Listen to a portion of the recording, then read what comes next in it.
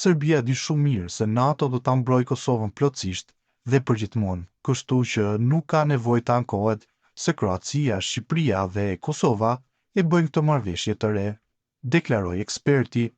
Krahas kësaj, Fehlinger rekomandoi disa shtete që duhet të bashkohen kësaj nisme ushtarake, ndër të cilat janë Bullgaria, Malezi, Republika e Maqedonisë së Veriut dhe Bosnia. Unë rekomandoj emërtimin e organizatës së re të Traktatit Ballkanik të Aleancës Evropiane dhe ftoi të gjitha shtetet e Ballkanit që e kanë njohur Kosovën. Nëse Bullgaria bashkohet, Selia e EBT-os së re do të jetë në Sofje. Nëse Bullgaria refuzon të antarësohet, është më mirë të gjesh një qytet rajonal si Seli.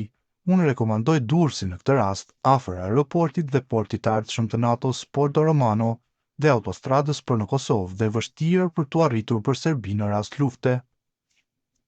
Unë rekomandoj Malezi dhe Maqedoninë e Veriut të bashkohen kësaj aleance shpejt dhe do të filloj një fushat me partitë shqiptare për të arritur këtë. Unë rekomandoj që Bosnia të bashkohet EBT-os dhe të bëjë këtë një çështje kryesore në politikën bosnjake, me mbështetjen e të gjitha fuqive politike pro-europiane në Bosnjë, nënvizoi ai. Ndër të tjera, eksperti renditi edhe disa rekomandime të tjera në lidhje me këtë aleancë, të cilën e vlerësoi si një hap logjik të radhës për Kosovën në rrugën drejt NATO-s. Gjithashtu shtoi se themelimi i kësaj aleance të re është një kontribut i madh për sigurinë evropiane. Unë rekomandoj që të ketë një komandë ushtarake të integruar të njëjtë si NATO dhe të krijojë një komandë të përbashkët ajrore, qendër të shkëmbimit të inteligjencës, një komandë kibernetike dhe një qendër trajnimi komandues me dron për të shfuqizuar agresionin serb-rus. I rekomandoj Italisë të mbështesë EBT-on me mbulim ajror në raste se kërkohet. Unë ja rekomandoj Ukrainës të bashkohet me zhvillimin e industrisë së mbrojtjes së aleatëve të EBT-os.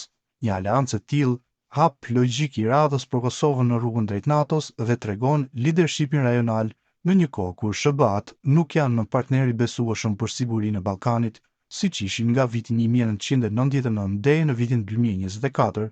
Fuqitë pro-perëndimore, pro-europiane në Ballkan duhet të marrin sigurinë në duart e tyre dhe Europa duhet të mbështesë plotësisht EBT-on. Themelimi i kësaj aleance të re është një kontribut i madh për sigurinë europiane, përfundoi Günther Fehlinger për Bota Sot.